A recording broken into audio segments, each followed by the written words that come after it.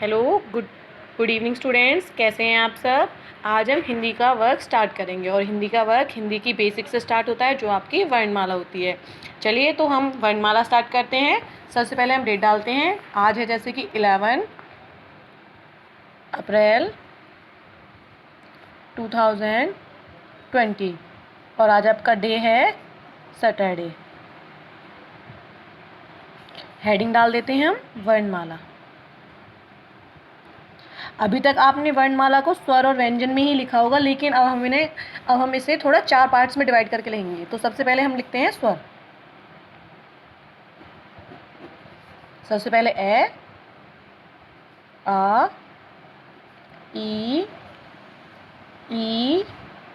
ऊ, ऊ, ऋषि, ए, ऐ, ओ, औ। ये हो गए हमारे स्वर जो होते हैं हमारे 11। उसके बाद आते हैं हमारे अयोगवा। अयोगवा अंग और अह। अयोगवा हमारे ना तो स्वर होते हैं और ना ही हमारे व्यंजन होते हैं। अब आते हैं हमारे व्यंजन। कै, खे, गे, घे, अणे। चे, छे, जे, झे, अणे। टे, ठे, डे, ढे, अणे। अब मैं यहाँ आपको एक डिफरेंस बताना चाहूँगी।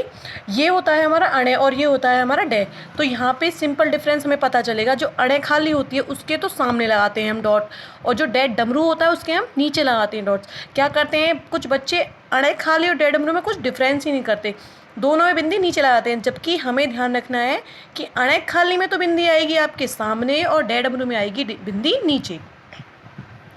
अब आएगा हमारा तय, थे, दे, धे, ने, पे, फे, बे, भे, में। ये, रे, ले, वे, शे, शे, है। उसके बाद आएगा हमारा संयुक्त व्यंजन। अक्षय, त्रय, ज्ञ और श्रेय। ये होते हैं आपके 4 और ये होते हैं आपके 33 व्यंजन और 2 होते हैं आपके अयोगवा। तो हमारी जो कुल वर्णमाला होती है वो होती है हमारी 50। तो बच्चों जो हमने यहाँ पे ये लिखे थे ना शय शय शय, तो 3 शय लिखे थे हमने। यहाँ मैं आपको डिफरेंस क्लियर करूँगी।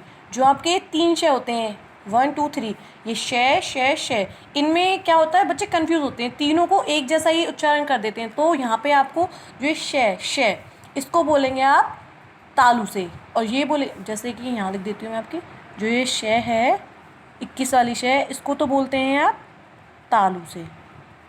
और जो आपकी षटकोण वाली शय होती है इसको बोलते हैं आप मूर्धा से। छोटा और ये जो शय शपेरा है इसको बोलते हैं आप दंत से। आप इन्हें अपने खुद से बोल के देखें, जैसे कि शय शय, देखो ये आपका तालु से बोलेगा, और ये सय ये आपका मूर्धा से, और ये होता है आपका सय जो आपका दंत, जो दंत मतलब हमारे दांत होते हैं उनके उससे मतलब उनकी सहायता से बोला जाता है। तो ये आपके 3 शय, यहाँ पे इनका डिफरेंस क्लियर हो जाता है। ये तो आपके शय हो गए। तो ध्यान रखना बच्चों, ये शय तालु से और ये शय मूर्धा से और शय दंत से, आपके तीनों शय क्लियर हो जाते हैं। देखिए बच्चों, आपका स्वर, अयोगवा, व्यंजन और संयुक्त व्यंजन। मैंने आपको बताया स्वर, सबसे पहले हमारे स्वर आते हैं और स्वर आपके 11 होते हैं। देखो बच्चों, जो स्वर होते हैं वो आपके किसी भी वर्ण की सहायता से नहीं बोले जाते, ये अपने आप ही इनका उच्चारण होता है। जैसे कि देखो ए, आ, ई, ऊ, ऋषि, ए, ऐ, ओ, औ। देखा आपने, किसी की सहायता नहीं ली हमने। फिर होते हैं जो आपके व्यंजन। ये याद रखना, जो आपके व्यंजन होते हैं वो हमारे स्वर की सहायता से बोले जाते हैं। आप इनको बोल सकते हैं। देखिए कै में आप देखोगे, कै में ए की आवाज़ आती है। अब आप टे लीजिए, टे में भी आपकी ए की आवाज़ आएगी। इवन देन आप ये लीजिए, कोई भी आप व्यंजन ले लीजिए, उसमें आपको आपके स्वर की आवाज़ आएगी। उसके बाद आपके होते हैं संयुक्त व्यंजन। तो जो संयुक्त व्यंजन होते हैं आपके, वो आपके दो या दो से अधिक वर्णों की सहायता से बोले जाती हैं। अक्षय, तिरय, ज्ञ, श्रय। देखिए मैं आपको इनको अलग करके दिखाती हूँ। जैसे आपके होते हैं अक्षय, ये हमारा बनता है कै, श और ए। इन तीन के मेल से ये आपका अक्षय बनता है। ये आपका तय, रे और ए। उसके बाद आपका ज्ञ,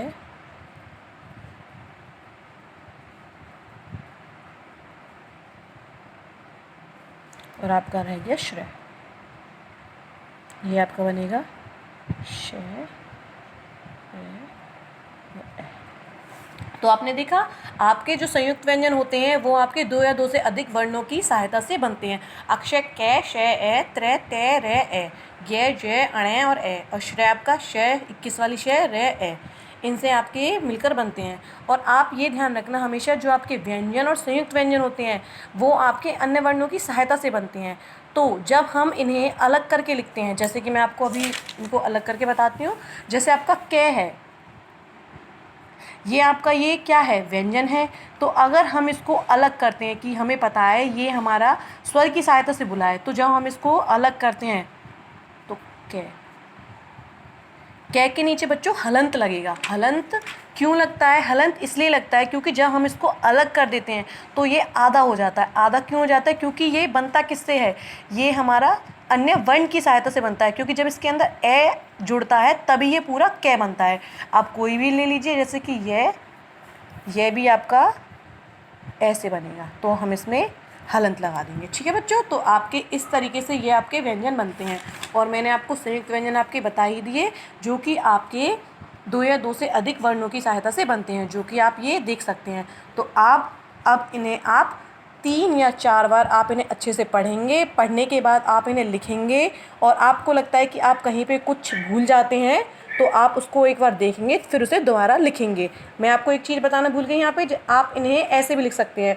ये आपने कै की लाइन कंप्लीट कर दी, तो इसको आप बोलेंगे कवर्ग, इसको बोलेंगे आप चवर्ग,